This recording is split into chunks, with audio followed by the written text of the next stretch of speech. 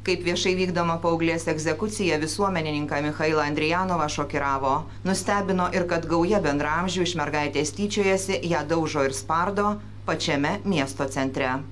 Vieną žmogų 5 apstoja, priverčia suklūpti ant kelieno atsistoti, paskui spardo kojomis į veidą, rankomis į veidą daužo, apspjauna paskui, stebint dar 2 paauglėm. Tai reikia suprasti, kad čia ne vien tik fizinius skausmų sukelimus, tačiau ir tokia patyčių kultūra augimas, nes 7 žmonės mokinasi, kaip tyčiotis iš 8. Dėl to, kas įvyko, nei mergaitė, nei jos tėvai nesikreipė į teisėsaugininkus, tą padarė klaipėdietis. Gali būti taip, kad iš tų 7 vieną, pavyzdžiui, sakykime, tarkim, vadėjimą kažkokį, o kitos galbūt tiesiog bijo nemušti.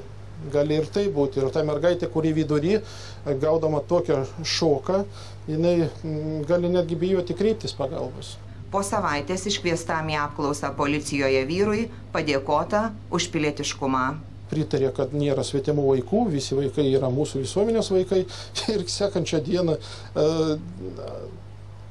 pasakydama, kad tai nėra viešosios tvarkos pažeidimas, nes nebuvo sutrikdytas eismas, uždarė bylą. Nurodyta ir kita priežastis, kodėl atsisakyta tyrimo.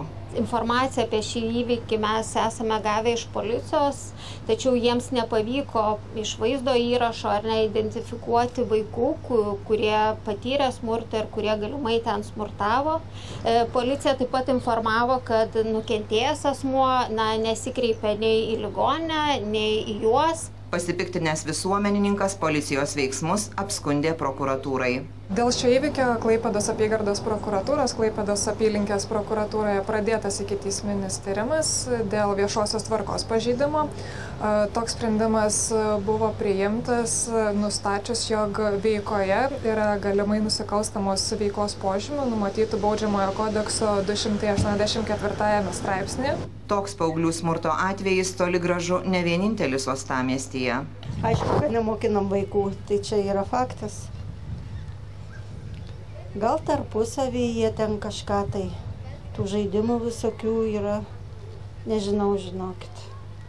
Baisu iš tikrųjų. Tėvai tiesiog nepaaiškina, ką galima daryti, o ką ne. Kiemas, laukas, draugai ir šeimos. Viskas pareina į šeimas. Socialinėje erdvėje plinta ir kitas įrašas, kur matoma, kaip talžomas paauglys. Jie apsupęs spiria, trenkia per veidą, spardo, aidi ir keiksmažodžiai. Reikalavimas atsakyti už kalbas. Vėliau paaiškėja, kad iš 15-mečio atimti ir pinigai. Šįkart pareigūnai žino, kas nukentėjo. Šiuo metu atliekam vaiko situacijos vertinimą ar ne, pasiūlėm nukentėjusiam vaikui pagalbą reikalingą. Vaiko teisių gynėjai įsitikinę, kad žiaurumo paaugliai semiasi aplinkoje. Tos priežastys, dėl ko smurtauja paaugliai, tai yra įvairios. Tai gali būti ir pačių paauglių patiriamas smurtas ar ne, kažkokios tai problemos tiek iš bendraamžių, galbūt tiek iš suaugusių ar ne, nemokėjimas irgi konstruktyviais būdais spręsti, doroti su situacijom. Tai labai svarbu laiku sureaguoti. Nukentėjusių vaikų artimieji raginami netylėti, kreiptis į vaiko teisių ar kitas tarnybas, kad nukentėjusieji gautų pagalbą. Jos anot pareigūnų reikia ir smurtautojams. Ramunė Banzinė, Eimantas Kachlovas, Klaipėda.